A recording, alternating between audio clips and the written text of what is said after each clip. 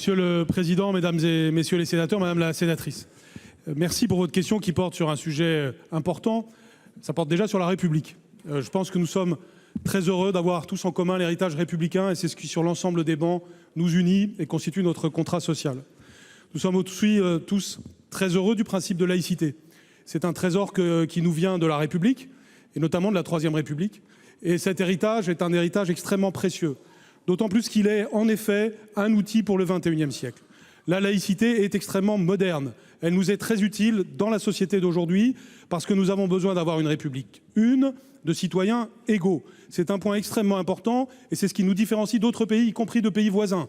L'Angleterre, par exemple, est une société aujourd'hui communautariste avec les dangers que cela représente. Donc oui, vous avez raison, la République et la laïcité sont nos outils d'organisation. Sur le sujet particulier que vous évoquez, qui n'est pas le seul sujet, loin s'en faut, en matière de laïcité, et je trouve qu'il y a beaucoup de gens qui cherchent un petit peu à insister beaucoup sur celui-là, alors que d'autres sujets sont plus importants. On doit d'abord éviter la confusion. J'entends dans le débat public des choses très différentes, mélangées. Il y a d'abord l'action du gouvernement dans la lutte contre la radicalisation. C'est un sujet très important sur lequel le président de la République s'est exprimé en des termes fermes, vous le savez. Il y a la lutte contre le communautarisme. Et c'est ce dont je viens de parler, c'est-à-dire l'enjeu républicain d'une société de citoyens égaux et qui veille en particulier à l'égalité homme-femme.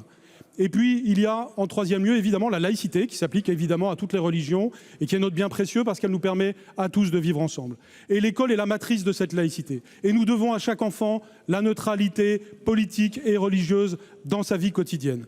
La question des sorties scolaires est un enjeu hybride parce qu'il s'agit de l'enfant en dehors de l'école, mais dans un cadre qui en effet est scolaire. Et donc je l'ai dit, nous ne souhaitons pas une loi parce qu'une loi créerait plus de problèmes que de solutions. Autrement dit, elle serait contre-productive, y compris vis-à-vis de notre enjeu républicain de scolariser tous les enfants et de faire en sorte que tous les parents se sentent bienvenus à l'école de la République. En revanche, et je l'ai dit, et c'est le sens de l'expression que j'ai utilisée, le voile n'est pas souhaitable parce qu'en effet, nous ne souhaitons pas que ce soit un élément qui puisse être interprété comme du prosélytisme dans ces sorties scolaires. Et c'est ce que nous sommes capables de mettre en œuvre concrètement. Tout ceci me rappelle un adage latin qui nous vient aussi de la République romaine. In medio stat virtu. Vertu, vous pouvez le décrire de deux façons, c'est la vertu, mais c'est aussi le courage. Merci.